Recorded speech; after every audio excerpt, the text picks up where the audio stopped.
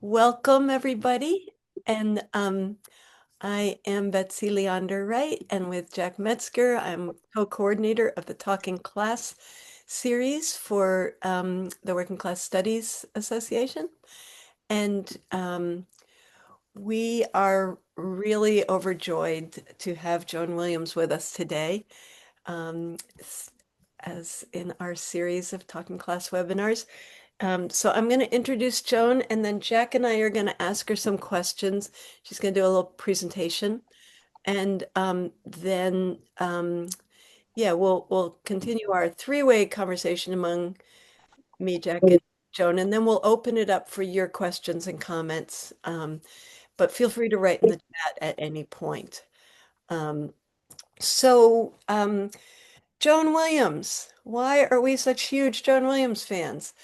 So, Joan taught law at the UC San Francisco School of Law for many years, and was the founding director of the Equality Action Center. Some of us in working class studies, not yet on our radar screen necessarily, until she published this amazing book called White Working Class: Overcoming Class Cluelessness in America. And we're like, okay, this is groundbreaking. This is our kindred spirit. So that book came out in 2017, and the reason we're here tonight is that her new book, which I will hold up, is Outclassed: How the Left Lost the Working Class and How to Win Them Back. So we're now all huge fans of this book, and it led us to invite Joan to be our guest. So welcome, welcome, Joan. I'm just delighted to be here. Thank you, Betsy. Okay, let's start off with a little background, Joan. How did you come to focus on class as a young law student, including the cultures of class? How does your personal history inform your analysis today? My Herschel history, this is definitely me search, as we say in the academics biz. I am a silver spoon girl, born and bred, but I married a guy almost 50 years ago now, whose father is a factory worker in Waterbury, Connecticut.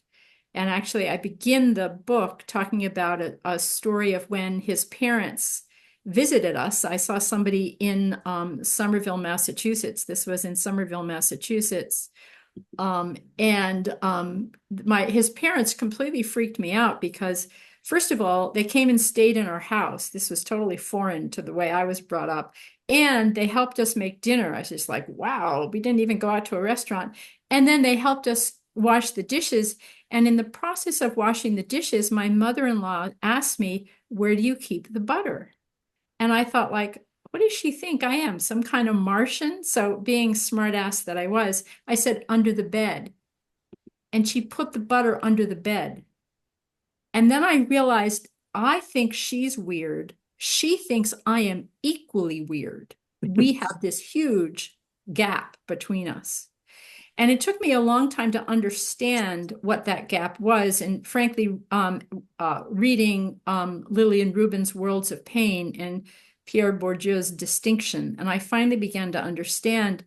And this has shaped my view of class. It's also shaped my view of politics. I'll just tell one other anecdote. I was fighting with my husband about buying a piece of furniture so I didn't have to go down to the basement every time I wanted table mats. And he was like, no, we can't do this. And it was like always like, we can't change anything. I finally said to him, what is it with you and change? And he said, I associate change with loss. And I went, whoa, I'm a silver spoon girl. I associate change with possibility. But that's just my parochial viewpoint. So, how did I understand the class culture gap? I've lived it for 50 years. Beautiful.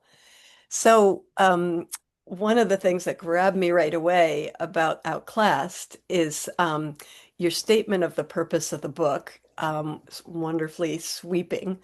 So, What's needed is not to fix non-college voters, but to fix the broken relationship between non-college voters and the Brahmin left, which is your term for upper middle class intelligentsia.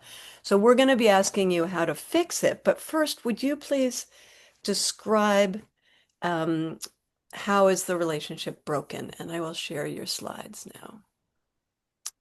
But I mean, the easy answer as we get up the slides is that, as you know, there was this fascinating study by the New York Times about counties that had triple trended towards Democrats or towards Republicans. And almost half of American counties had triple trended towards Republicans in the last three elections. And they were predominantly working class counties. Only 2% of American counties have triple trended towards Democrats, and they were almost all wealthy. So what's happening in US politics ain't subtle in any way, shape, or form. Who has veered to the far right? What's happening in American politics, as you know, is not only in the United States, it's both Europe and America, and at some level also Israel and Korea. The studies out of Europe show that the group that is trending towards the far right are middle status voters in pink, blue, and routine white college jobs. They are not, it's precarity, not poverty, that predicts support for the far right. I define this as the middle 53% of voters with household incomes between $41,000 and $95,000 a year. So this is not poor people, although shockingly, people whose incomes are below 50,000, they also trended away from Democrats in 2024. But the core of support, other of course than the business class, is these middle status voters, the fragile and failing middle class. And what the book argues is that far-right populism represents a clash between these middle 50% and the top 20%, the professional managerial class. Next slide. I'm going to talk about the class culture gap between these two groups. Here's the logic of life in the middle 50%. The focus is on self-discipline, the kind that gets you up every day on time to a job as an order taker. And that's why the focus is on self-discipline. And the goal is to produce an ordered life. These are the settled livers, if you've read Hard Life on Clay Street. There's also a tremendous pride in hard work, not in the social status of your job, but just in the fact that you're a hard worker. One author called this turning servitude into honor. Another element in the middle is it's so overdetermined that these voters are rooted and traditionalist. They're more patriotic, for example, non-elites are than elites. And they are for a simple reason. Everybody tends to stress the social categories that make them look good. And being American is one of the only high status social categories that this middle 50% belongs to. Also, there is a lot of loyalty to religion, military, the military, traditional family and gender roles. And these institutions are really command a lot of loyalty, both because they anchor self-discipline. If your kid goes off the rails in the top 20%, you hire an expensive shrink. But if your kid goes off the rails in the middle, you tend to turn to religion or the military in order to get them back on the rails. Also, the traditionalism is overdetermined because if you think about it, religion, military, and traditional family and gender roles, all of those are social roles that offer social honor unmoored from your place in the capitalist pecking order. The rootedness is also overly determined, both for reasons related to social honor and material reasons. If you are the guy, I can be a law professor, a distinguished professor. I can go all over the world and I'm still a distinguished professor. But if you're the guy who sells toilets, you need to hang around with people you grew up with who know that you're not just the guy who sells toilets. And also, these people in the middle depend on their small, dense, redundant clique networks of people who know each other for childcare, for elder care, for help in fixing the roof, all stuff that the top 20% commodifies.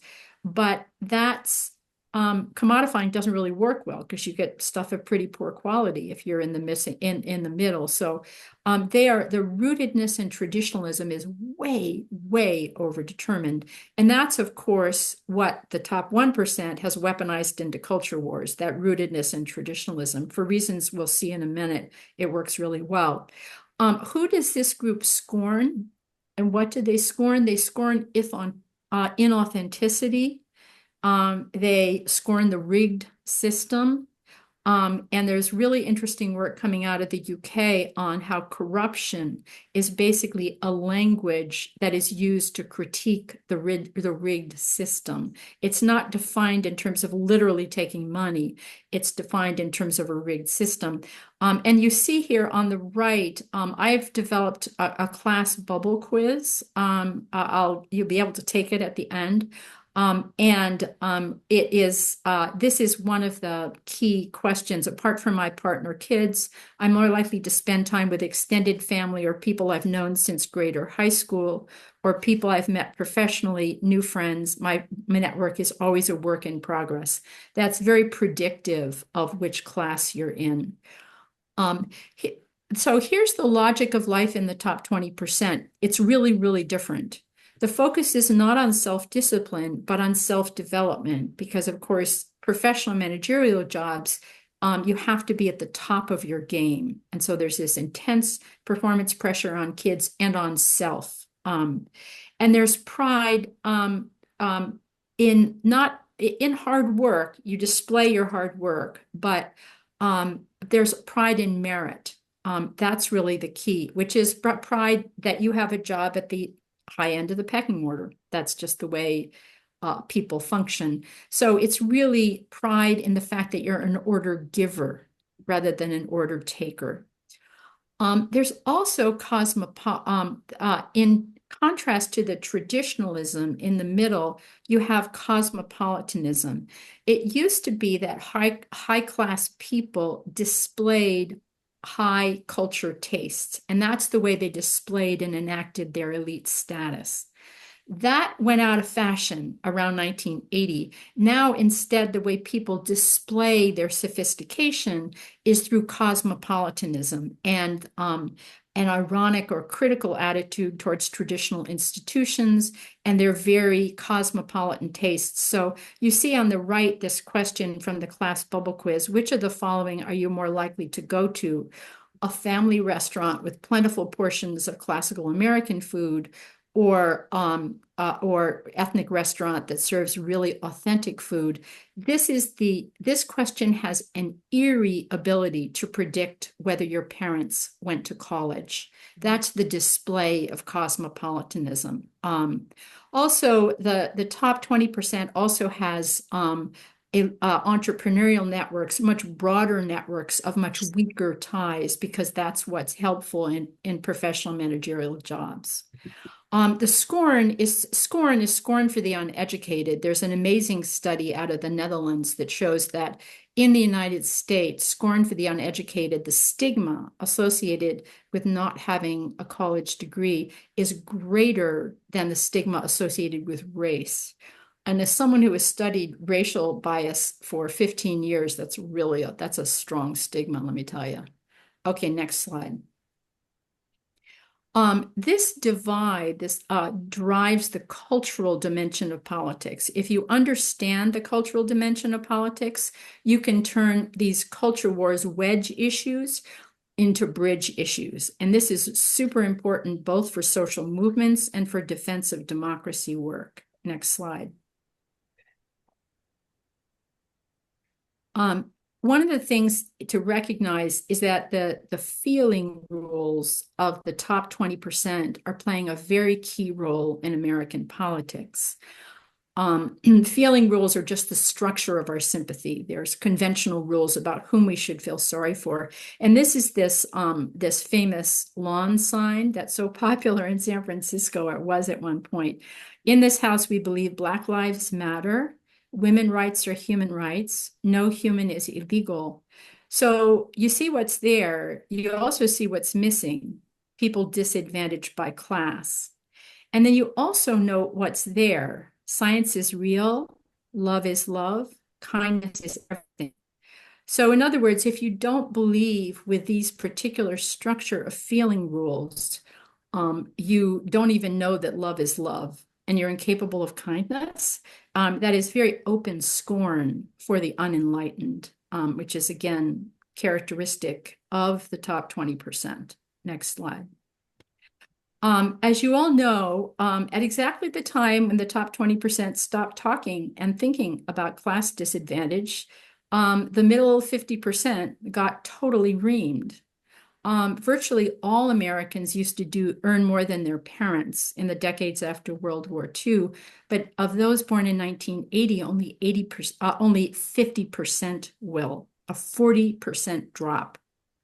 And it's not just the loss of blue-collar jobs, although that's important.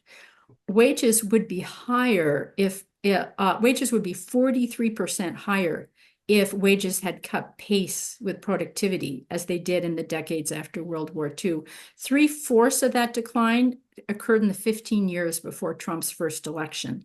During that same period, virtually all net job growth was in gig and part-time work that doesn't sustain a stable middle-class life.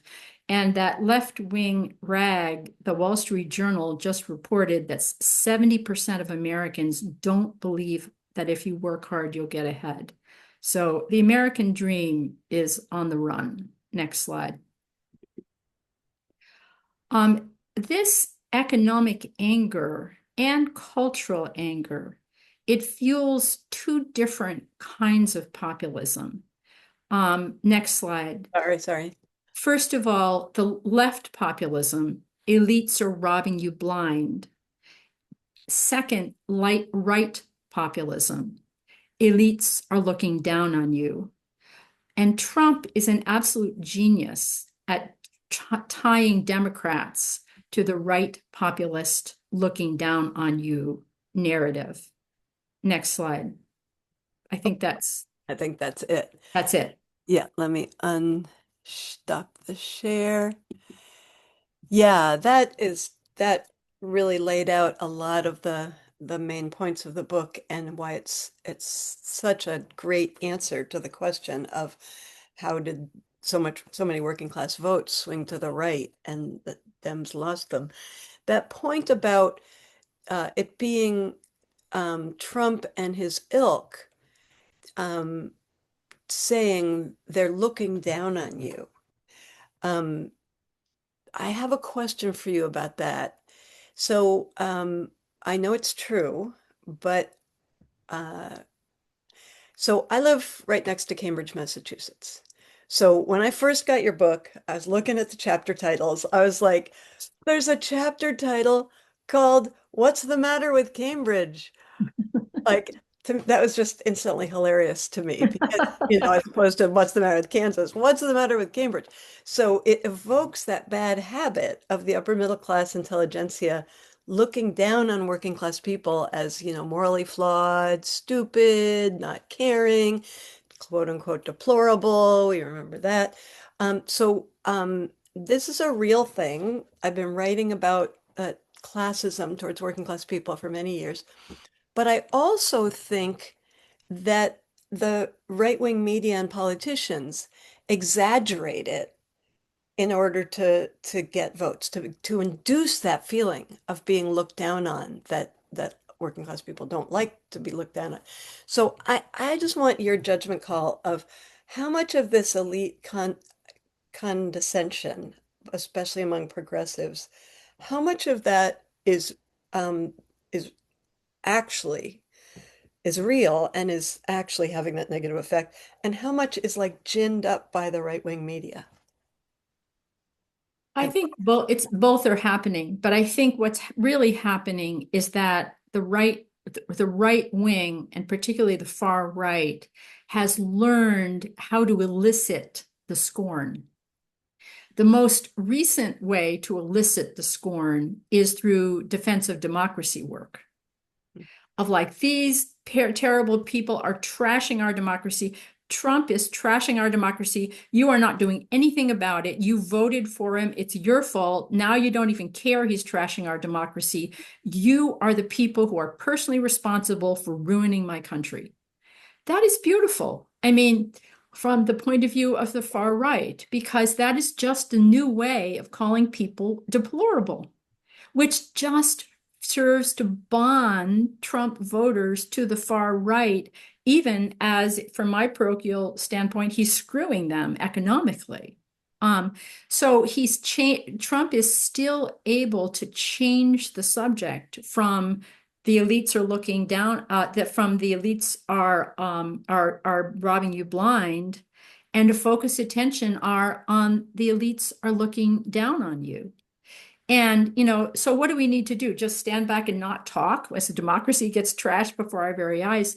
I think what we need to recognize is that we need to do something very different to preserve democracy in the short term than we do to preserve the democracy in the long term.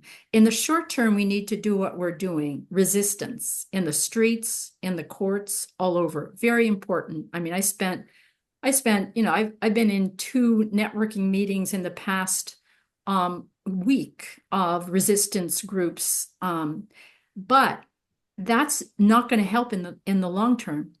What we need to do to preserve democracy in the long term is to win back the middle 50%. Number one, by stopping insulting them, and number two, by actually delivering for them economically. Okay, I just have a clarifying question before we get to some of the politics and messaging. When you talk about class blindness and class cluelessness, is that a general characterization of our public discourse, or specifically about educated middle class professionals? I'm afraid it's about the Brahmin left. It's about my crowd. I mean, I'm part of the cultural progressive San Francisco left. And I hear, you wouldn't believe, I mean, you see how curly my hair is? That's because of all the nasty things I've heard. But it's not broader than the left. That is, the cultural differences are not class-based as much as they are about the left. Part of the characteristic of the culture of the top 20%, which I didn't talk about on the slide is, I mean, elites used to display their elegance and elite status. You think about the Ned and Nora movies of the 1940s. She wore silk and they stayed in fancy hotels, and they spoke with fake English accents. That was the way they were enacting elite status. But today, that's considered down market. That's considered clueless to do it. You have to simultaneously enact elite status and deny elite status. That is part of the enactment of elite status. And so, except among the sort of Elon Musks, as the 0.00000, they just enact elite status. They're so clueless, they don't care. But most people in the top 20%, this denialism is part of enacting elite status. And it exists. I don't know whether it's politically linked or not. I mean, I do think extremely rich people in the business sector are less confused about whether they're extremely rich people than the Brahmin left, who are in the top 5%, who somehow think they're in the middle. But I do think the left has a lot more invested because they're so proud. We're so proud of ourselves. I'm part of this. We're so proud of ourselves that we struggled with racial privilege. But struggling with class privilege, somehow it just seems like that's not part of our job description. Okay. Which segment of Trump voters should the Democratic Party focus on winning back? And Very who are scaffold voters or and anti-elites? Okay. So, I mean, to win back the middle, we do not have to go moderate. That is a statistical confusion relating from the way political scientists code people. What we need to do is to target, and Anthony Flacamento and the Rural Urban Bridge Initiative are really playing a very, very major role here. We need to target a very specific group of voters.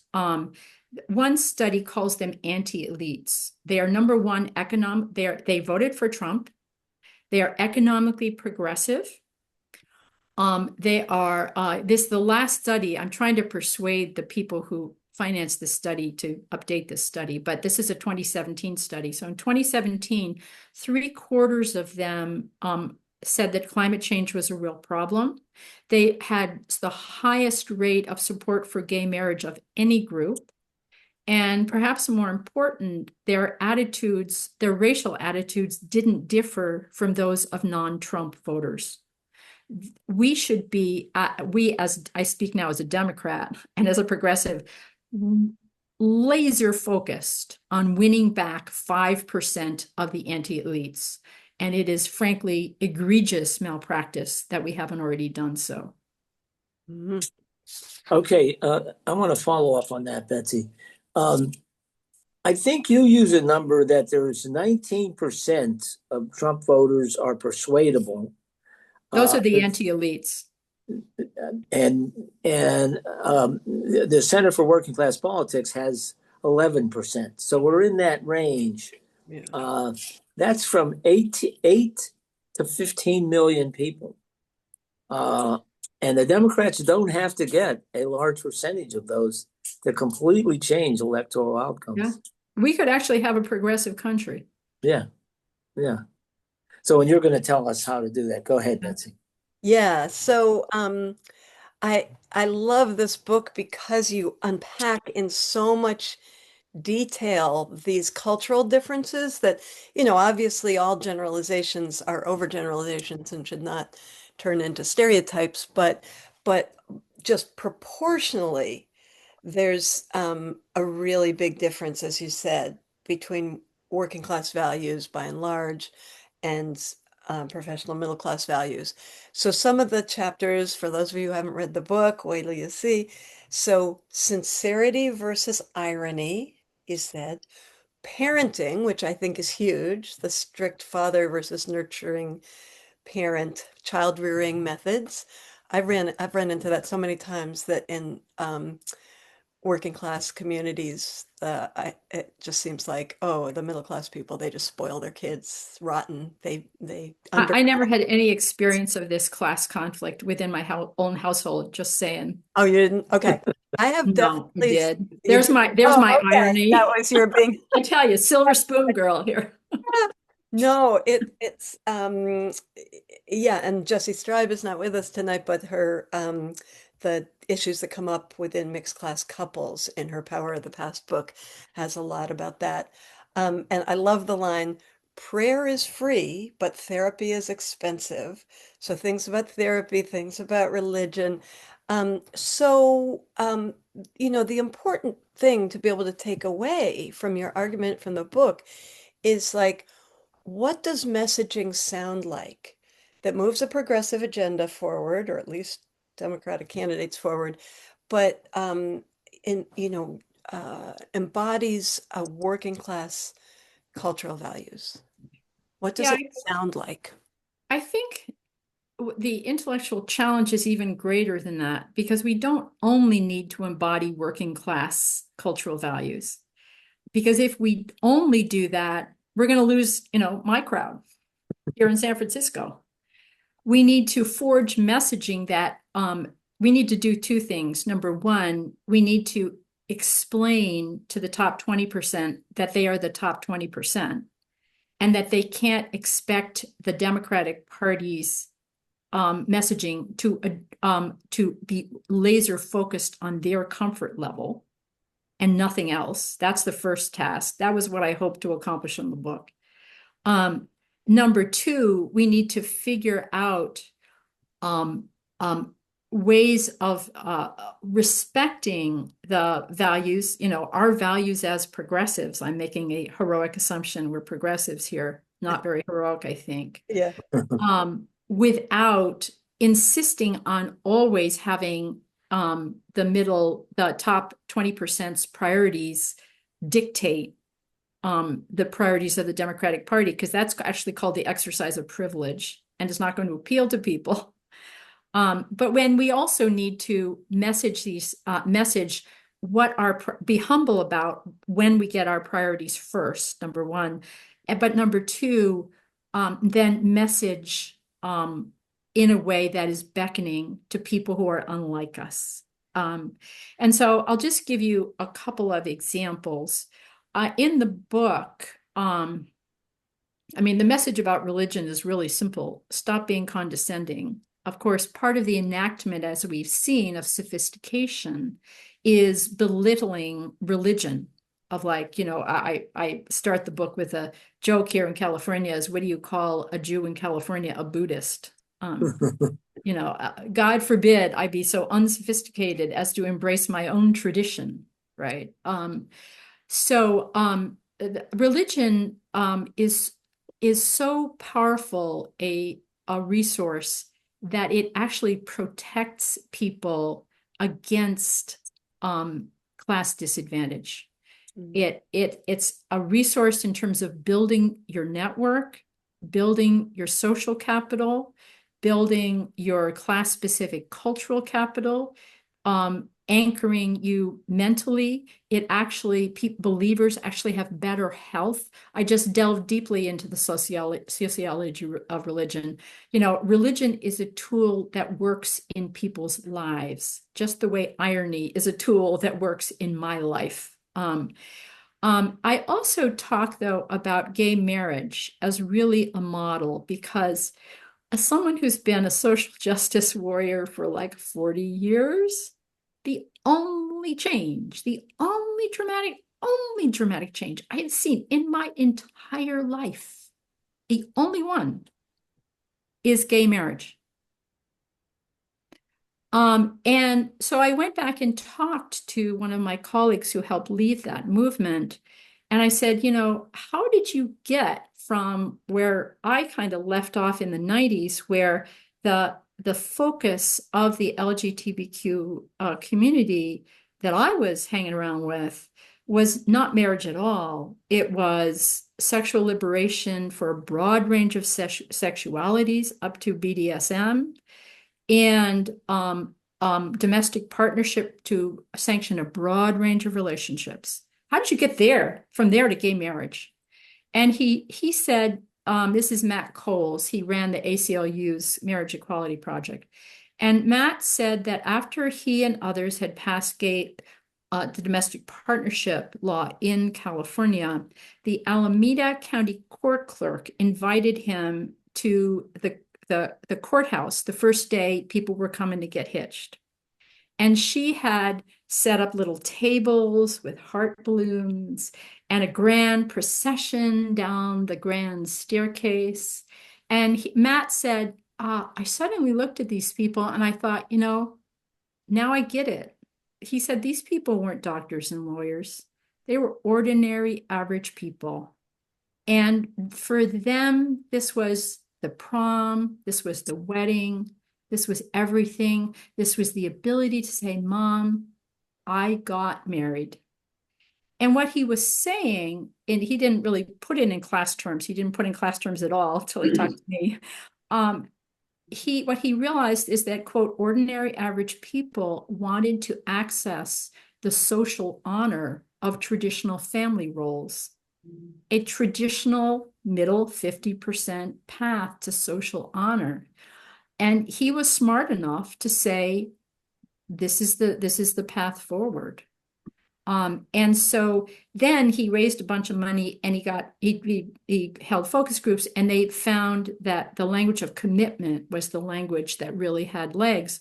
We know why. Pursuit of stability through traditional family roles. But the only reason they could change messaging so effectively is that they had ceded their right within the movement to set the priority around the self-development ethic of the top 20%. And if you look at the polling, I think, don't quote me on this because I don't have the slides because I was such a good girl when Betsy and Jack told me not to. But I think it's 34% of Americans support trans women on women's sports teams. 24% support gender affirming surgery. Self-development goals, sexual and self-development goals, very cherished by the elite. And 80% support anti-discrimination legislation for LGBTQ. And 66 roughly support adoption rights, access to traditional family roles, and make sure hard work pays off. What's complicated about this? I'm not saying we're always going to follow the working class, but what I'm saying is what the right did after gay marriage is they studied these polls.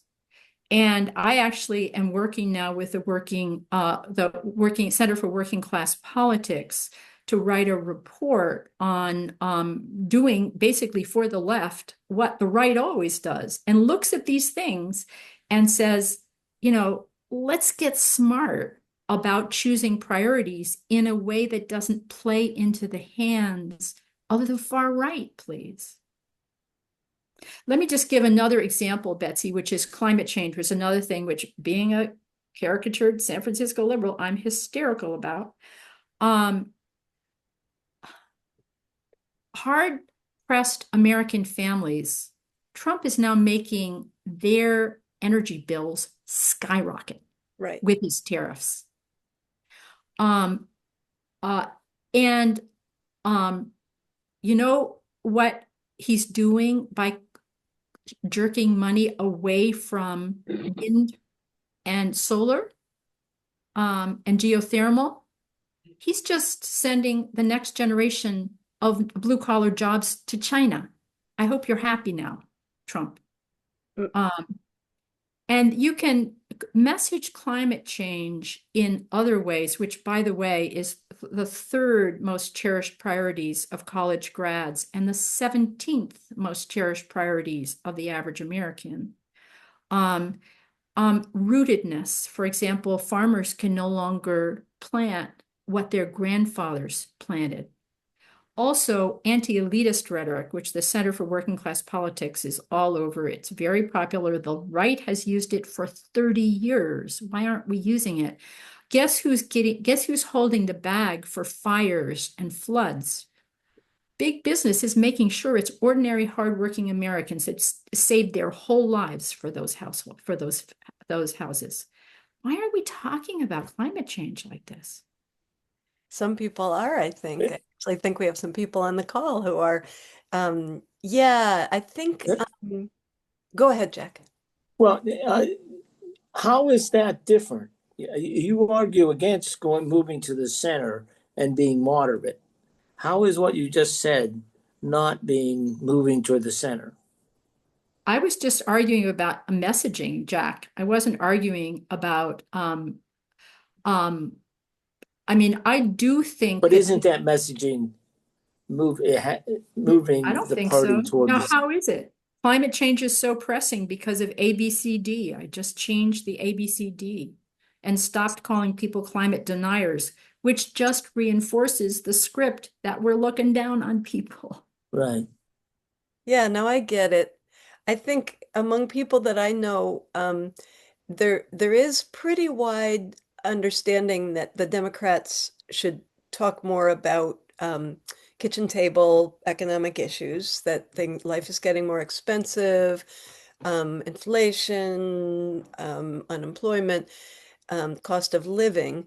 And I think that that's a necessary but not sufficient condition.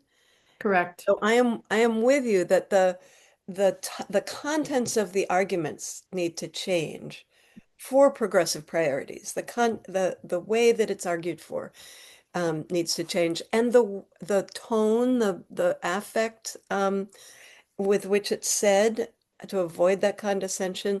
And then the other one is the language used.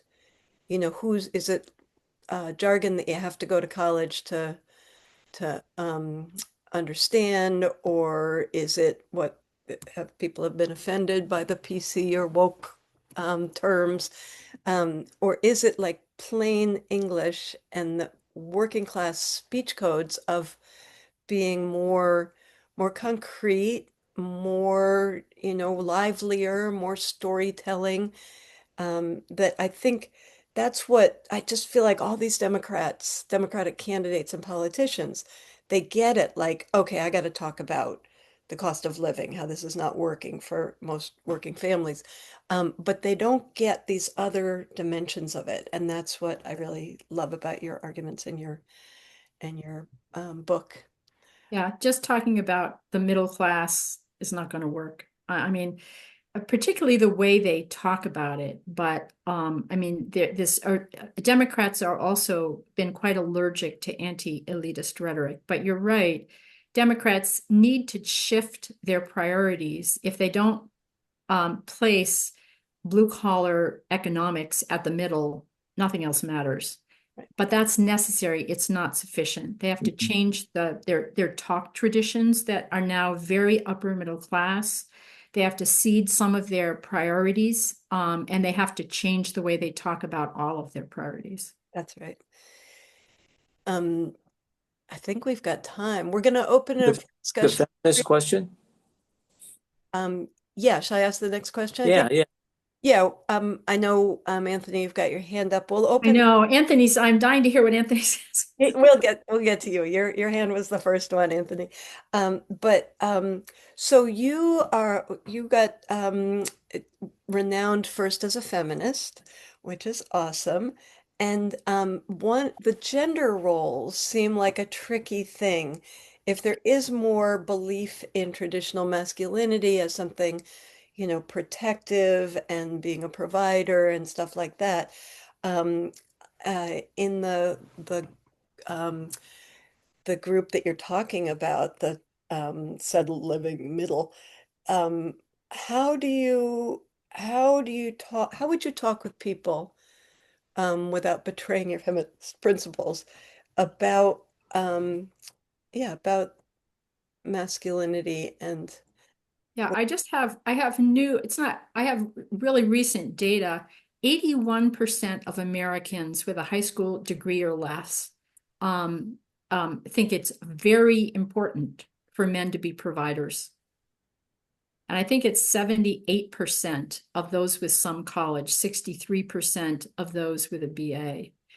I wrote a book a long time ago called What Works for Women at Work. And one of the things that I discovered there in talking to highly successful women about gender bias is something I christened gender judo, which is every successful woman I have ever talked to adopts something from the toolkit of femininity to soften the fact that she's a powerful, articulate woman exercising authority, because that's what it takes to succeed. I mean, you can't just make believe like feminine mandates don't exist because you wish they didn't. That is the shortest path to making sure that women get kept down, because you are going to fail. And the same thing is true. Gender is very unbending. This was like my first well-known book. You can't just wish it away. And so as I always say, if you want to work for a more gender neutral future, so do I. Let's do that. But pretending like people aren't quite traditional with respect to gender, that is not the path to a gender neutral future. That is the path to making sure that the right owns the power of masculinity and use it, pardon my language, to screw us every day of the week. So, for example, I mean, one of the things we've seen is because non-elites are very married to the provider ideals and very unable to deliver on it, they have shifted to the other major masculine ideal of the protector. So, and I mean, the politics of gun control are all about class-based masculinities, which even calling it control, one of the elements of a true man is that nobody can control you. That is insane. How about saying, hey, you know what? We live in a country where fathers can't protect their 6-year-olds from getting murdered in school. Don't you want to change that country? Don't you think you as a man have a right and a mandate to change that country now? That's the way to use gender. We can't just make believe like it doesn't exist. Then the other guys own it.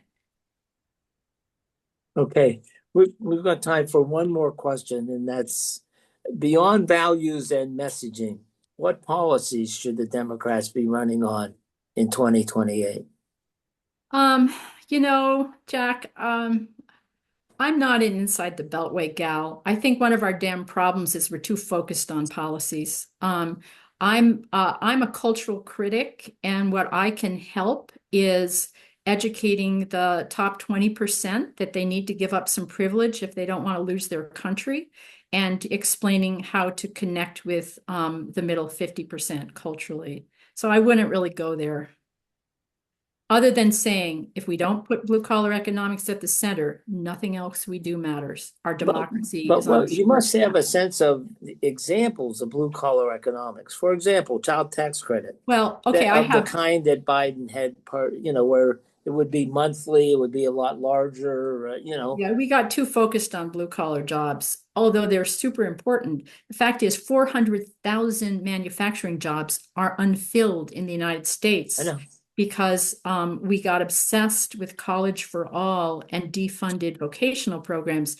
And you know who's standing up and saying he's solving that problem? Trump, when he says where he's going to take the money from Harvard and give it to vocational programs. It's just like, oh my golly. But we should open it up. Yeah, we should open it up. Sadly, we have lost Anthony, Lost Anthony. a rural urban. He's with his grandkids, so he apologizes, but uh, he would be very interesting because what he does is what they do in the So rural important. institute is so important. Okay, I'm going to screen share. So we have a discussion question, but we have a bunch of people with hands up, but I'm going to also screen share a discussion question. There we go. Yeah, so anything you want to ask or comment on is fine, but we thought, oops.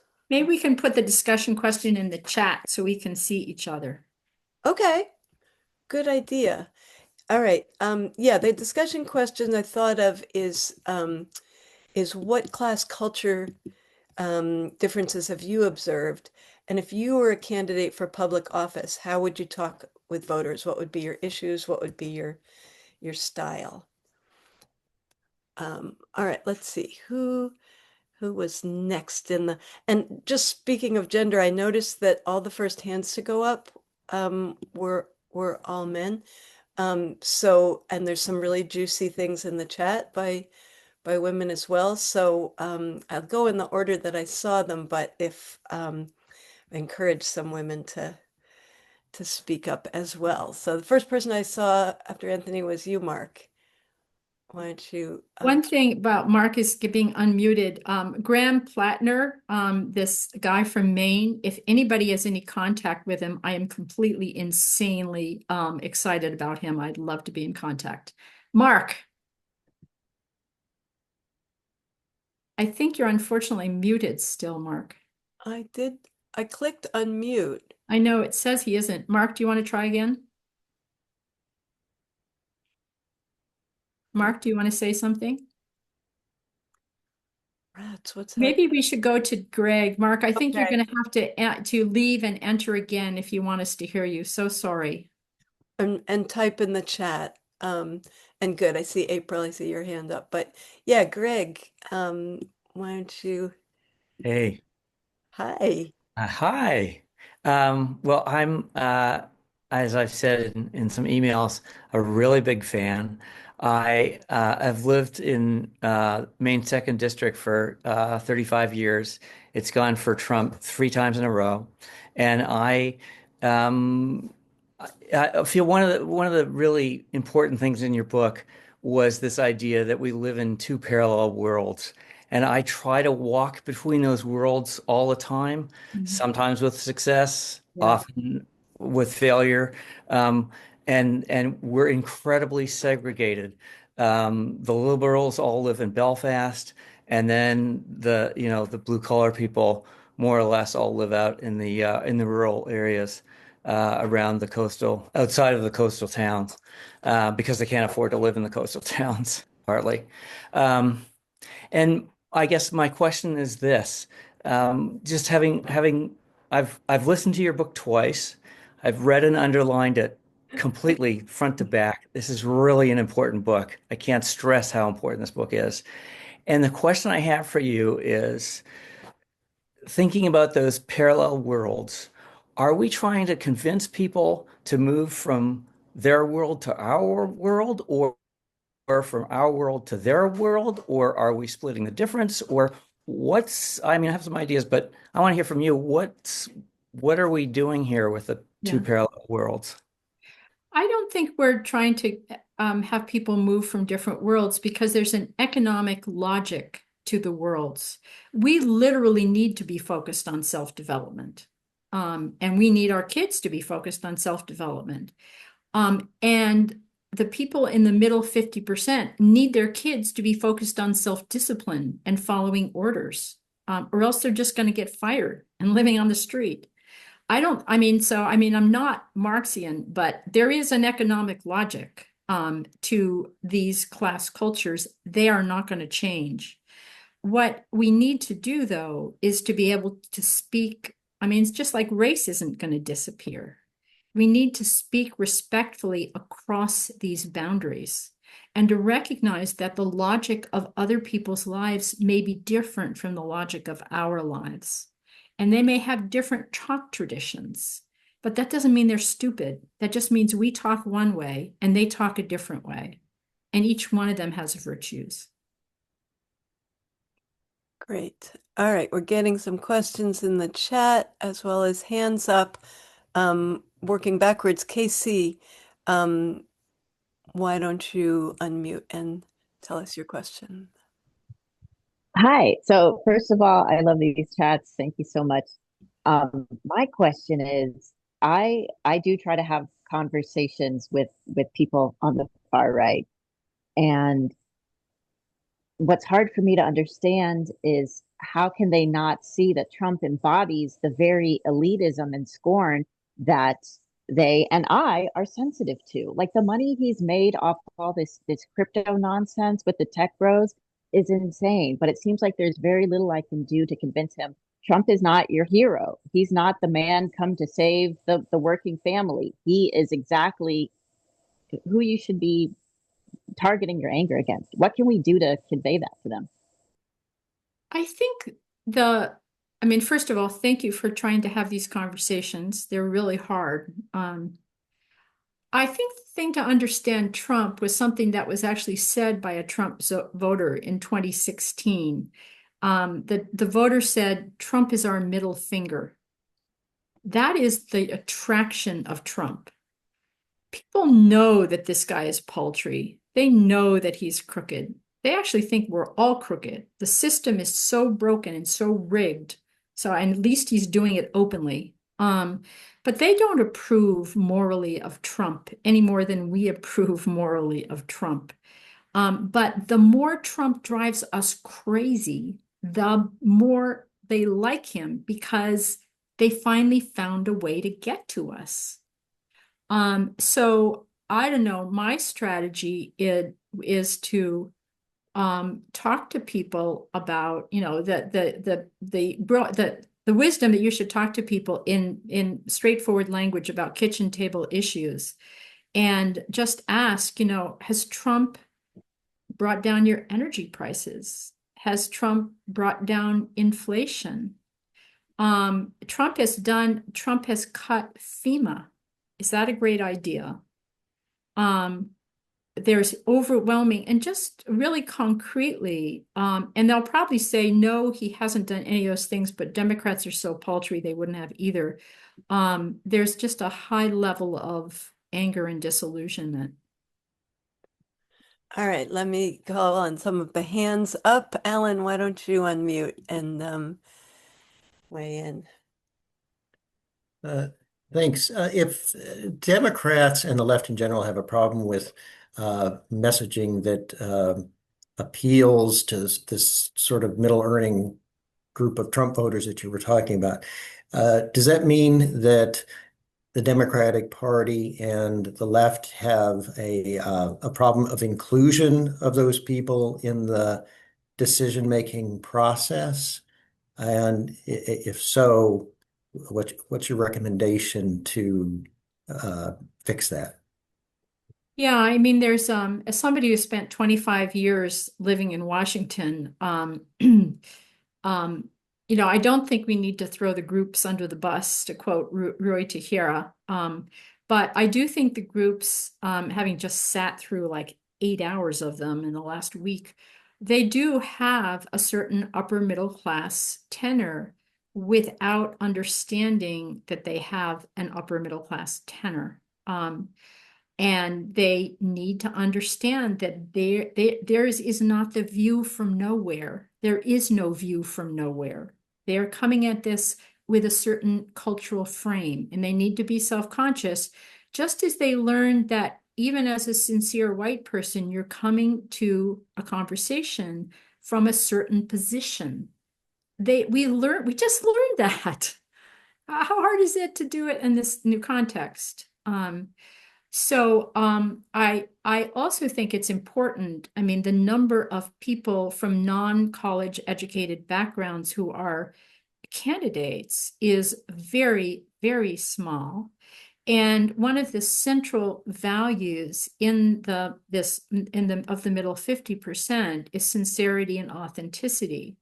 And the easiest way to be authentic in talking to people in the middle in language that they understand is to be a person at the middle.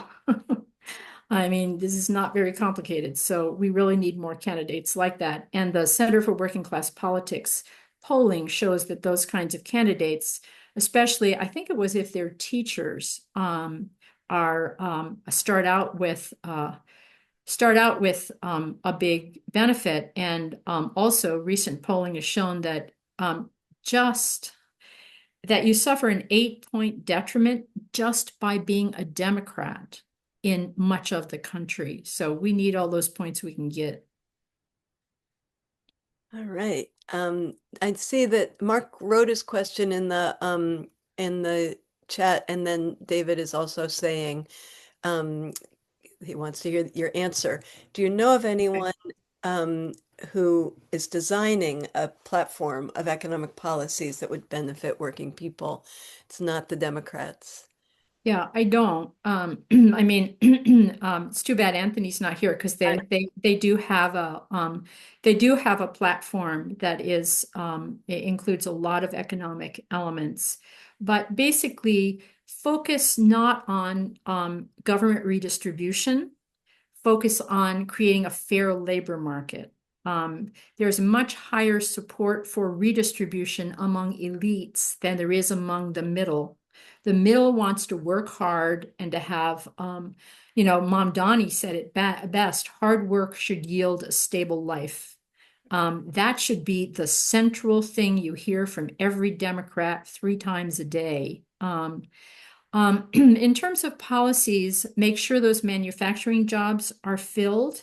Create more blue-collar jobs if you can, although we saw under Biden that takes a long time and it's hard.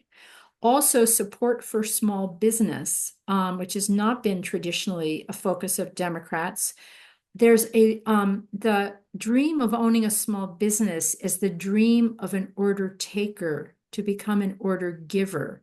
That should be absolutely central to Democrats. And I don't need to tell you, support for unions. If we hadn't had such a diminution of union density, we wouldn't be where we are today. I noticed in answer to this question, Jessica, you put the Working Families Party in a link in the chat if people haven't looked at that. I also know Demos has an entire economic platform. All right. Jessica, did you want to say more? You were also writing substantive things in the chat. Or is it fine to just be in writing? Oh, no, thank you. Thank you. Appreciate that. I think mostly what I'm sitting with, and I appreciate the invitation. I guess the question that I have for you, Joan, if I may call you that, is just as a person who has seen in my life, I'm 52, right? And so I grew up in what we would call, I grew up outside of the 53%. And then I became one of those people who education moved into the 53%. And then because of further education and through marriage, moved to the top 20%. As a woman of color, as a lesbian, part of what I hear you describing feels a lot like stuff that applies. It doesn't apply to me as a Latina, but that it applies to me differently than the way that it's been described in this conversation. And so, for example, the manifesting or projecting or enacting like elite status, or even forms of elite status that are white, if for me are about proving that I'm a good immigrant. And so am I really just super identifying with the elite, or am I just trying to not get deported? And I just feel like there's a challenge here in the conversation, like a bit of a tension that I feel in the conversation that isn't taking that into account, that there are some of us for whom these questions of identification or mobility towards eliteness aren't just about wanting to distance ourselves from poor people, because those poor people are us. They're about how do we create a structure of support for people below us, and yet in the process of becoming like or projecting eliteness, right? Of getting all those degrees and the citizenship status and the language and the English and the house also locates us in some worldview questions, right? Some class questions that then make this a very complicated conversation, that we are both moved toward classness as salvation, but are also outclassed within the structure of class that we have. And so I was curious about your thoughts around that, from that perspective. Yeah, you're what I call, Jessica, a class migrant, because I think moving from the middle 50 to the top 20 is an experience similar to migration, international migration, because you're really straddling at that point two different cultures. And there's a lot about race in the book. This is not a book about the white working class. There's a lot about race. One of the things that is really shocking to me, who is someone who has done DEI work for the last 15 years, 30 to 44% of Latinos and Asian Americans, Latinx and Asian Americans, think race is not at all important. And that's a pretty consistent finding. And so one person wrote that what Trump had forged was a multiracial coalition of whiteness. If whiteness is on offer, substantial numbers of people are going to take you up on it. And for example, among Latinos, Latinos who are first generation are pretty left. And I imagine that they're probably very pro redistribution. But by the third generation, Latinos have become the new Italians, and they look much more like same class whites. So it's a very, one of the things that makes the book complicated is that it tries to keep race, class, and to some extent gender in the picture at all times. But for example, Latinos, I'm going to use Latinos just because Latinx has such a bad name. You know, I'm talking about both males and females as someone who grew up speaking Spanish. I know that's weird, but um, um, Latinos are the biggest believers in hard work in the entire United States. And a third of them are like bootstrappers of like, I can do anything, just watch me. Because they have. I mean, we get everybody's go-getters, or at least we used to. Anyway, so not really a full answer, but just some thoughts. I know there's some people who've had their hands up for quite a while. Murray and then April. I think that'll be all the. Okay, thank you. Thanks very much. A question about the impact of big money on all of us. I'll give you an example. Michael Podhauser just wrote a Substack called The Shadows and the Shadowcasters. The big money people in the background, and like what just happened to Jimmy Kimmel, they're talking about this regime is basically a pay to play. If you have money, you get what you want. If you don't, then we come after you until you pay us what you want. And if Trump's giving the middle finger to everybody, then he's giving it to everybody, even the people who think are supporting him or he's supporting them, because he's taken money away from them also. How do we get the message to everybody that the wealthy and behind the curtain are manipulating all of this so they keep getting wealthier while the rest of us suffer, no matter who you are? Can The I say something problem, about that? Sorry, I was Sorry. just gonna say, I think that uh, the right has played the long game, and they started trying to affect the media, Murdoch and everybody trying to change what people hear to be their messages many decades ago, and they've succeeded to an incredible degree, so that mostly people hear these far right messages predominating in their media. And between that and playing the long game of we got to control the Supreme Court, that's why we're so stuck now, I think. And so it's a long game to get a truth and reality based media back. And the other thing is, a lot of Trump voters think that that's what everybody does, and that big money always controls politics, whether it's Democrats or Republicans. And, at some level, I think there's a big difference between Democrats and Republicans, but at some level, they're pretty right. Kamala Harris, and I think it's really important not to just locate the nearest Black woman and blame all of this on her. I totally get that. On the other hand, she started out using anti-elitist rhetoric. And the scuttlebutt is that one of the big money people called her and told her to cut it out. And that's when she shifted to defensive democracy, which was a sure winner for the right. I mean, I have I have a piece that I've been trying to get published for 6 months called "Republican Donors Learned to Tolerate Anti-Elitist Rhetoric. Democratic donors need to learn the same." I can't get it published. Any help gratefully received. All right, I think we just have one more hand up. April, do you want to put your voice in? Thank you so much. Miss Williams, thank you for this book. It's been a great read. I really appreciate it. I just want to sort of recognize something that you've already said, and that is that we need to support more unionization of workers, regardless of whether it's laborers in a warehouse or the Starbucks workers who unionized over 3 years ago and still have not received a contract.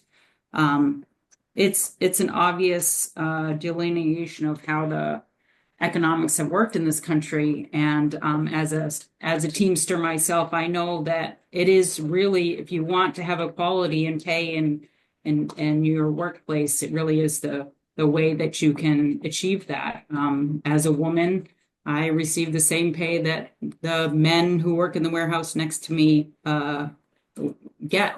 And I get the same benefits, and I greatly appreciate how democratic our union is. But we do know that in the 1950s, 1 in every 3 private sector business was unionized, and now it's less than 1 in every 20, which equates to about $2 billion a week in pay lost for laborers and workers across the country.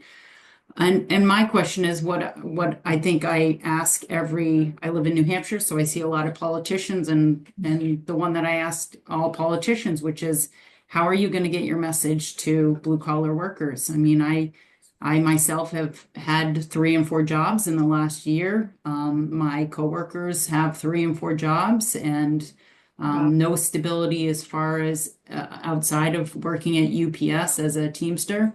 There's not any stability in their life. Doesn't allow for people to have homes. It doesn't allow for them to help their children go on to college if they wanted to, or even trade schools. So I love that we're having this conversation, but I still don't feel that there is a direct way that we can get the message to the people who need to hear it, regardless of what, I mean, I know what my party affiliation is, but regardless of that, how do we get the message? And even if we're using the right language, how does it get to the people who really need to hear it? How do we help them? Yeah, I mean, I'm not an expert on sort of the media environment. So how do we get the message to them? I'm probably not the right person to ask, although social media is the answer. I don't know much more about it, but I know it ain't newspapers. But April, I think, and if you would send me an email, I would really be grateful, talking about the instability in the lives, even of people in a union, which is so shocking. But, people often ask me, what are these people so angry about? And like April has just told us what people in the middle are so angry about. They used to have stable middle-class lives, and now they don't. What's not to be angry about? And at exactly the same time, and Biden was an exception of this, was an exception, and he was very openly pro-union, although he was very kind to me, but he's a very good person, but he was not a good communicator. Oh my lordy me. Until Clinton, I mean, my father's generation of Democrats, in all fairness, this was good jobs for white men largely, but it was at the center of what it meant to be a liberal. They didn't see race, they didn't see gender. I understand that. I got it. But class, the middle class's desire and need for stability was at the center of what it meant to be a liberal. And then under neoliberalism, that changed. And, as I always say, it was like my generation of hippies. We came up and we cared more about sexual liberation and environmentalism and race and gender equality. And, that was me. And seemed like a good idea at the time. I think the challenge now is to explain to Democrats that if they don't care about stability for the middle class, people won't vote for them.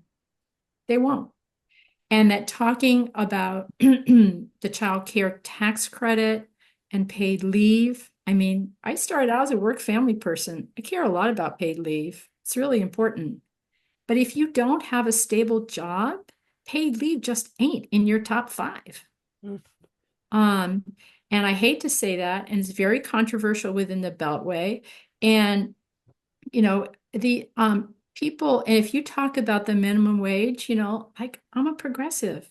The minimum wage is really important for poor people. Poor people are getting fried. It is not going to appeal to people in the middle. Universal basic income. I mean, I was once giving a talk at the Computer History Museum in 2017, and somebody in the audience said, if you work on UBI, I will give you a lot of money to do that. And I said to him, I'm not going to work on UBI. Universal basic income, number one, ain't going to happen. Number two, it's going to alienate people in the middle who get up every day to very hard jobs that they don't necessarily like and worship hard work. And they see it as a giveaway to people who don't have to do any of that. It ain't going to happen, and it's going to empower the far right. So I don't think we have to choose between helping poor people and treating them with decency and respect and treating the middle class with the respect they deserve. But if we don't treat the middle class with the respect they deserve, and support for unions at the center of what Democrats do is really central to that. And also stop talking to people using upper middle class talk traditions, which is just alienating people. We just, it ain't gonna work, folks. We tried it for 40 years. We have the evidence. It does not work.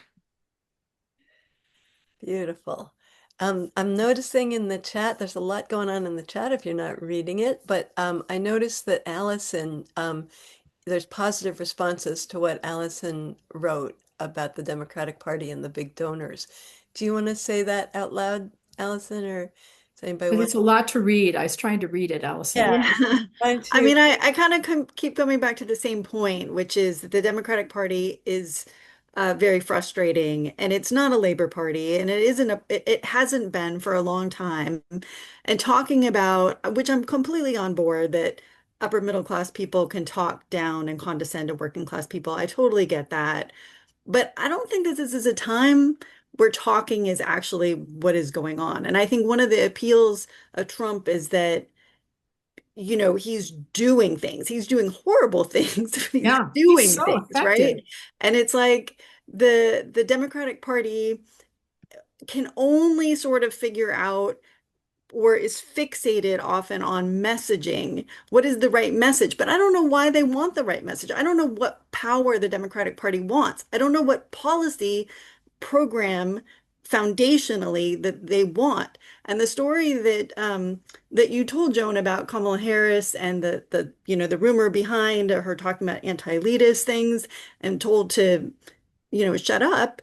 I mean, that's what I think a lot of people are like, why would we follow the Democratic Party? Like, where are they taking us? What are we going to get out of them except a change of who's in power, and maybe they'll be a little bit less bad. Let's not forget Barack Obama did a lot of crazy things, rounding up immigrants and put in a lot of camps himself, not to the same And he extent bailed that we out the see banks, now, at but like, mainstream go bankrupt. it's just I just feel like the talking about how to talk to people in the beginning was a really important message, but we're kind of more at a crisis, like things are, revolutionary status, and that we need to be more foundational and more radical than that. And so having an idea what the Democratic Party stands for, or whether or not we dump them and we create a new party or a new movement or something, like it just seems the Democratic Party is moribund to my, and messaging is not going to do anything. So kind of like a whole bunch of statements, questions. Yeah. I agree with you, Allison, that there's been, I mean, the Democratic the Democratic Party spent $20 million figuring out how to talk to men. I was actually on Al Jazeera, and the guy on Al Jazeera said, "Why didn't they just buy this $30 book?" It's like, it's not rocket science. Partly it's this inside the beltway element, and I am just in despair and gnashing my teeth at the Democratic Party, but I'm also a pragmatist. I do not want to spend the next 20 years trying to build up another party. So I'm still trying to find a way in to the Democratic Party powers that be, and I have not. But the simple message, which again is like a very simple, and it already worked in New York, is hard work should yield a stable life.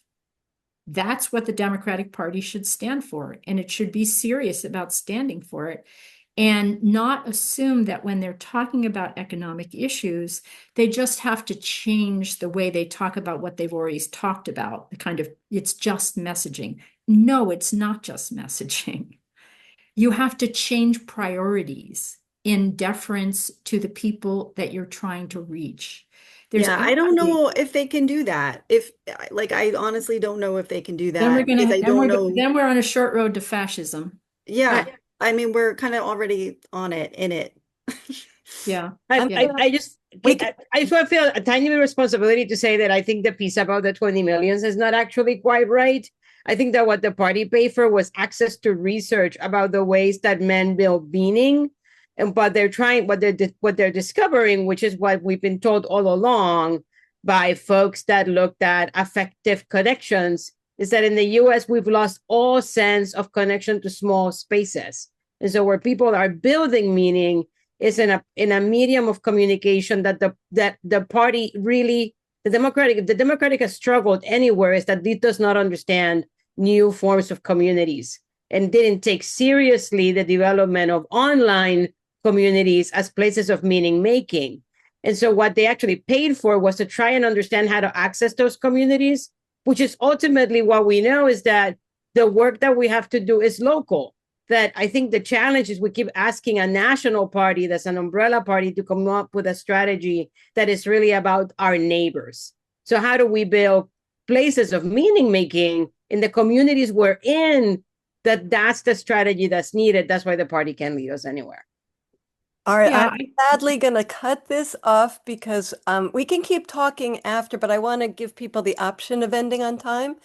And I know you have some announcements, Joan, and yes. I want to announce the next. Ooh, you just I I think you just just stopped undid it. screen Yeah. sharing. Um, Yeah, I have a couple of things. First of all, I have a website. It's www.diplomadivide.org, and it's full of messaging advice for people in various groups and for advice about how to navigate the current political moment. Also, I've developed a simple, I mentioned it before, class bubble quiz. And I would really appreciate it if you would take it. There's the QR code. We have found that it has, as I said, an uncanny ability to differentiate people based on class asking and also accounts for a very substantial proportion of political leanings just by asking them like what restaurants they prefer, etc. So it's basically for the scholars among you, it's Bourdieu in 10 questions. Beautiful. So I'm going to announce the next Talking Class webinar. Love having so many of you gather every 2 months with me and Jack and our illustrious guests. So in November, we have Jane Van Galen coming to talk about classism in education. She's the blogger at Education in Class, this really kick-ass blog, and she's a retired education professor. And she's going to talk about how the education system is stacked against working class kids. So you can register there. I put the bit.ly, but I also put a QR code. And the recording of tonight and of all the other Talking Class webinars are on my website, classmatters.org. So you could go there. By next week, we'll have tonight's recording up. Yeah, so I can stay and chat, but I think we should do like a round of applause for for Joan and great appreciation for you um, doing this webinar with us tonight. And thanks to everybody who shared your ideas in the chat and in out loud. And yeah, um, feel free to say goodnight or to stick around and chat a little more. Look at all those. Thanks to you all for coming. I really appreciate it. Yeah, I think that well, I'm thinking about my answer to this question about how to deal with the parallel universes, and to some extent, I think that it's simpler than messaging. It's about finding the common ground and giving people what they want. So if they tell you they want jobs, don't give them minimum wage. Don't give them childcare. Give them jobs. I feel like jobs is a four-letter word that Democrats can't say. Yeah, And I that's a good know, line.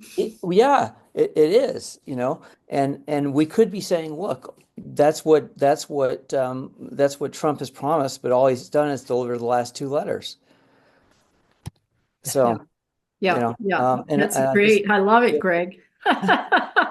and that's partly why I like your book so much is that throughout the book is like, okay, let's talk about jobs, and I just If feel you email that, I will social media it. It's great. I love that phrase. I'll quote you.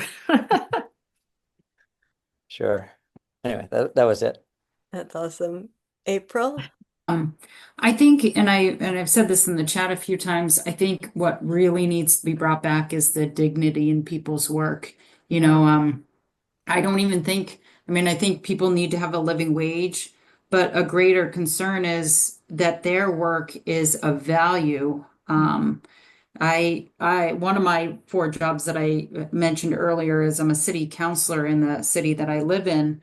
And we were recently having conversation about the athletic field and the maintenance on it. And the maintenance is done by three people for five different locations. And there were and people were complaining about the conditions of the fields.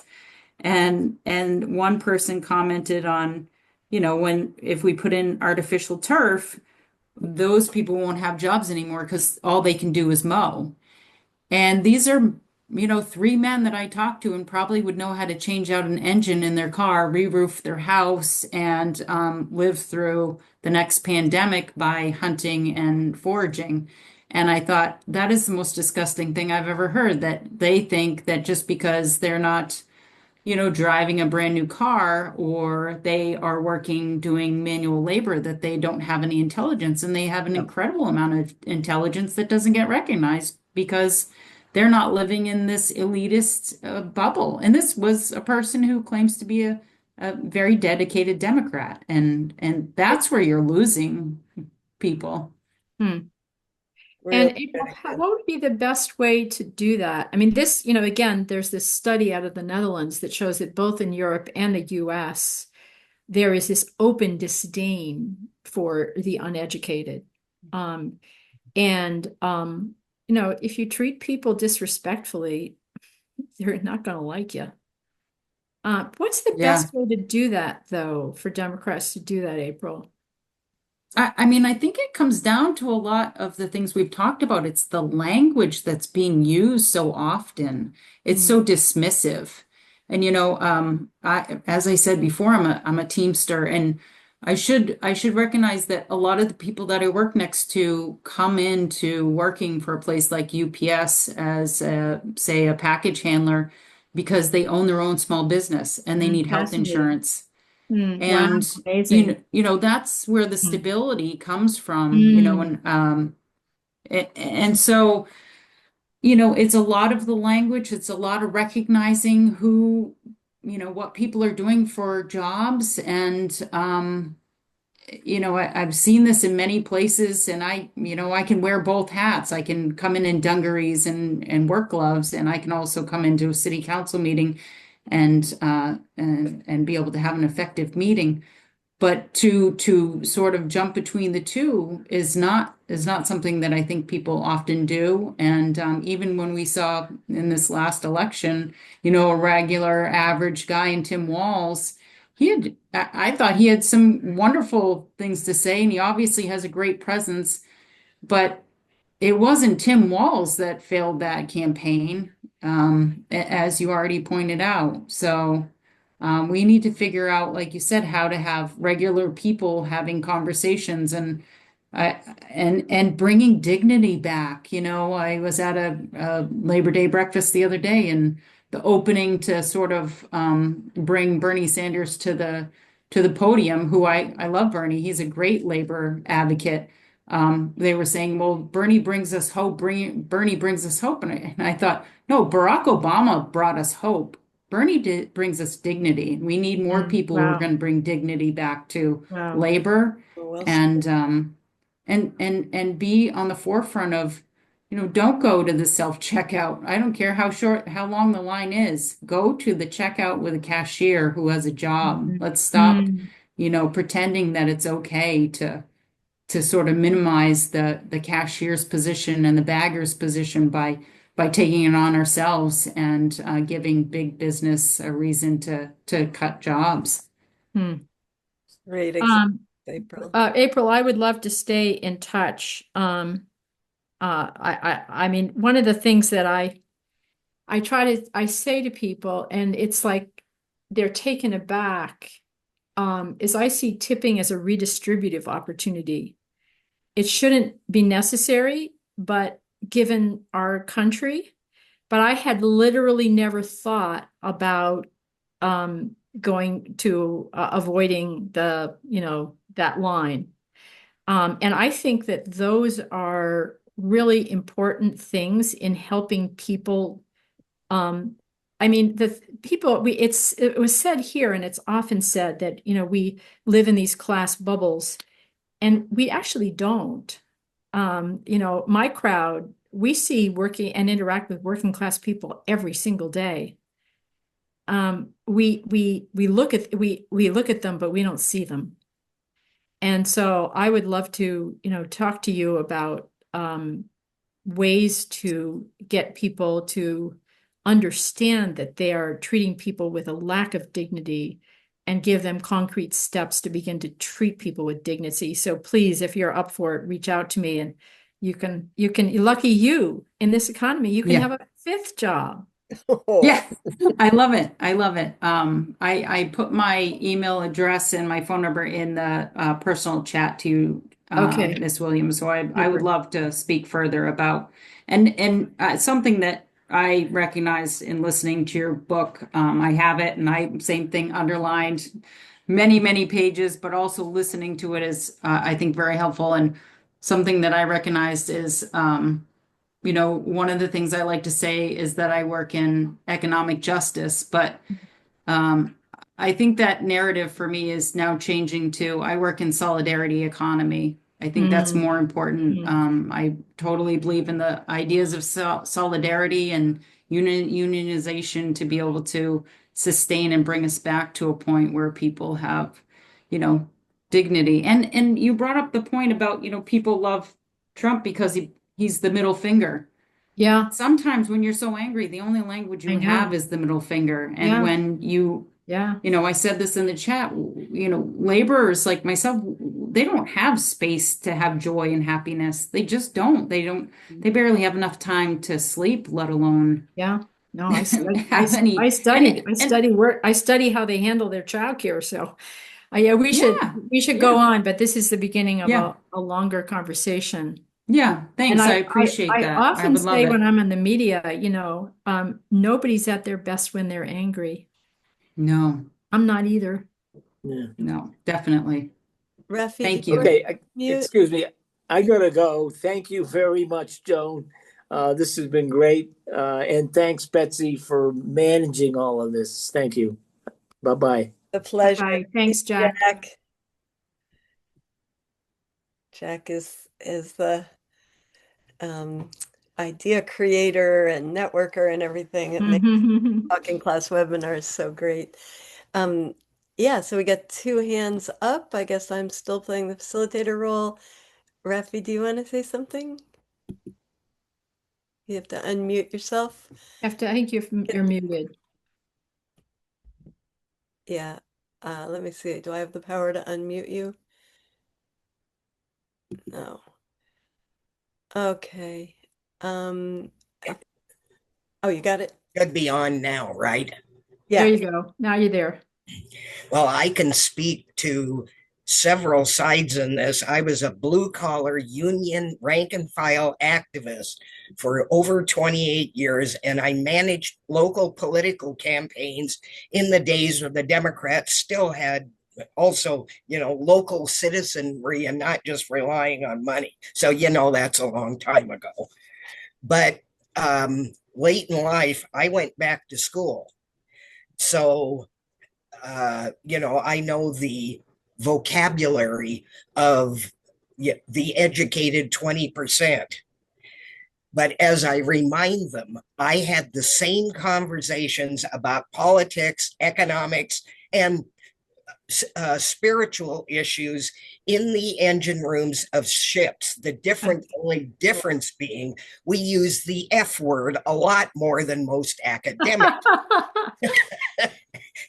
And I have 2 technical degrees, 2 bachelor's, and a master's in theology. Wow. That's no, I'm not a true believer at all. Thank you, St. Eric Hoffer. But I'm an autodidact in economics because that's controlling politics. And so how do we talk to people? But I'm fascinated with the idea that it's up to us that by experience know what it's like to use tools for a living. By the way, it feels really good to fix things. Unlike pushing papers, you can see your result and it works. So there's a great deal of pride in this. And your ideas about that it's up to us that do speak the language to get the 20%ers, presuming they care about us at all. But if they don't, they're next. So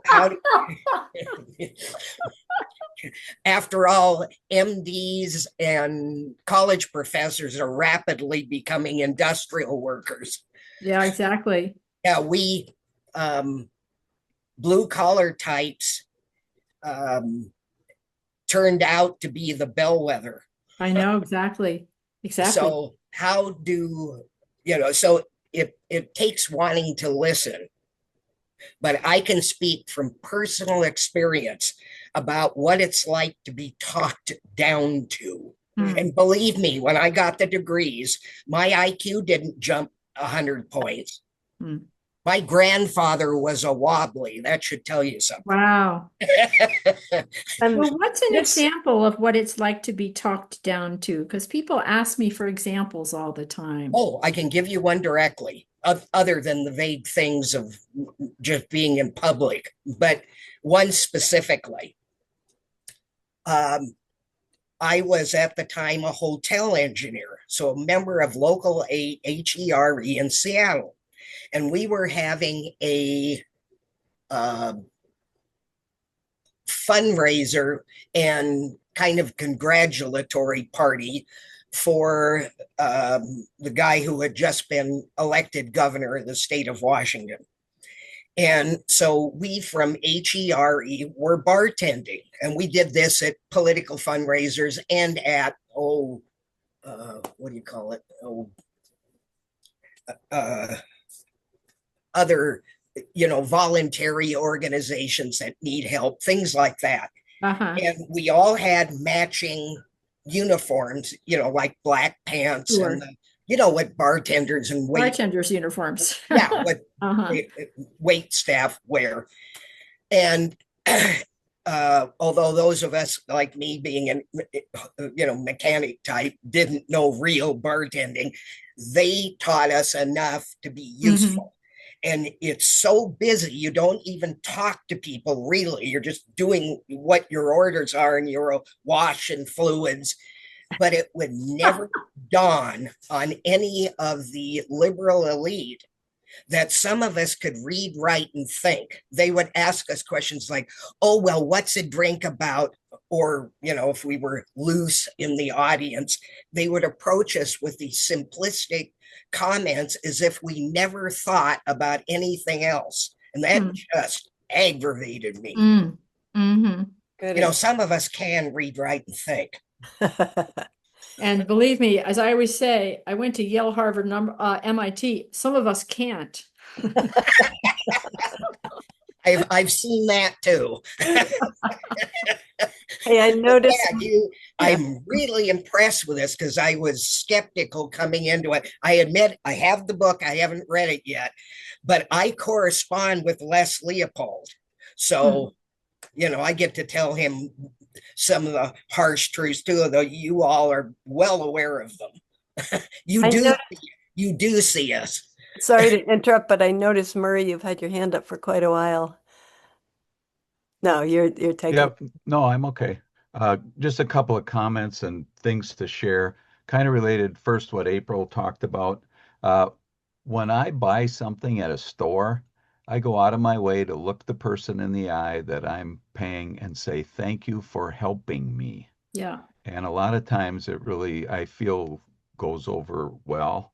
And the part that Rafi was just talking about, there's a saying I remember that it says, everyone you meet knows something you don't. Mm. And if people kind of remember that, like, you have no clue what the wealth of information you're looking at. And to make, I think, to turn some of this around, this was mentioned earlier by some other people, it's our connections and our relationships with the people that are near. Like I get really upset with the political stuff, and I'm very active, but sometimes I can't really change anything with stuff away from me, but I can do things close and with people I interact with. I live in a small town. I'm an educator. I'm a union member also. And how I treat people, I was a school counselor. And when I worked with people, I tried to help them go into anything. I never told anybody you should have a 4-year degree. You could get an internship, you could work for someone. I tried to make sure that people always understood that whatever it is you feel is good for you. And so I tried to get away from that stigma that school counselors just tell people to go to 4-year schools. I never did that. I never was that way. But a big concern of mine with all of us is I think, and this was mentioned earlier today or in the discussion too, was that you said the long game. Republicans are playing the long game. They've been working on psychological warfare against the rest of us for a long time. Like Fox News, for example, you get rid of the fairness doctrine. Fox News came directly out of that. And now somebody said getting rid of public radio, public television is part of that approach to stifle other voices. And so all people hear are certain other things. For example, I live in rural Minnesota. If you turn on AM radio quite frequently at night, you're going to hear far right wing because Sinclair Broadcasting owns many of the stations. And so if there's nothing else said, or people don't hear anything, or no one else brings anything up, then pretty soon that's all they think is going on. And I think whoever we are, wherever we are, we have to try to show that, you know, that those things are not true, and we have to fight back against those things. Yeah. And just one name drop quick. I know Tim Walz, and Oh, you he's do? somebody that's running for governor for the third time out here. And a lot of people in Western Minnesota don't like him, but I think it's How because, come? well, Yeah. he made some comments, for example, about the only thing out here are rocks and cows. So that's one thing they've used against him. And I've tried to encourage him and some of the other Democrats who are running for office to come out here and spend more time. And that's one thing Anthony's group, and I've worked with Anthony too, to try to get Democrats to understand if you want to win back rural voters, you have to come out to rural voters and talk to rural voters and listen to rural voters and take what they have to say to heart and try to help them and not just tell them what to do Yeah. and what to say. And one quick example I've used with Trump people, I said, have you ever seen Donald Trump with in a t-shirt, jeans, and dirty hands? Never. That's the way to talk to Trump voters. I wish you had Never. spoken up. Carrying Never. a tool. Never. So, the people that people appreciate are, they can relate to that person, looks like them. Even if I have a couple of degrees also, but, you're still a down to earth, like, I do the things everybody else does. So, we don't always agree. We don't always have the same ideas, but, you just show people that you're trying to understand and trying to do their best. But I think you also have to have things you stand for too. Like I've told them, you have to act like a hockey player also. Watch a hockey game. Hockey Mm, players, you can get away with certain things up to a point, and yeah, then yeah, not anymore. yeah, Like try to attack the goalie and see what yeah, happens. exactly. They don't take it. And too Mm, often, I think Democrats have allowed themselves to be punching bags, and they mm, got to stand up and say, no, yeah, you reached the line and you're not going across it. And I'm not saying to do things that you shouldn't do to other people, but just, you got to stand your ground, and you gotta people have stand to up. understand that, Hmm. there's certain things that are okay, and it's okay to work with stuff. But if you're not going to work with us, then we're going to call you on that. Yeah. So anyway, sorry. Yeah, Go I on. would love some off the record understanding. I had such hopes for Tim Walz because, when he remember when he brought his basketball team up on, and I'm going like, yeah, we're reclaiming masculinity finally. But then he's just like fizzled. I think he was just muzzled. What the hell happened?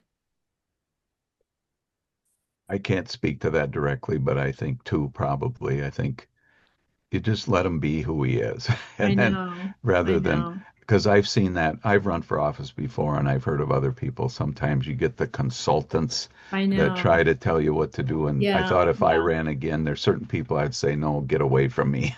Uh, Yeah, yeah, I know. and I've tried not to, I don't speak in public against the consultants, but Lord, send me friggin' patience. and not that people, everybody has something to share, and you can learn Mhm. from everybody. So Yeah. I'm not putting that down at all, Hmm. but sometimes, some people I say, and you sense, like, okay, this makes sense. Like, I think my opinion is Democrats aren't hitting hard enough. They've spent way too much time trying to be nice, trying to reach across the aisle, and they get their hands slapped all the time, Yeah. knocked down. They don't care. They don't want to work.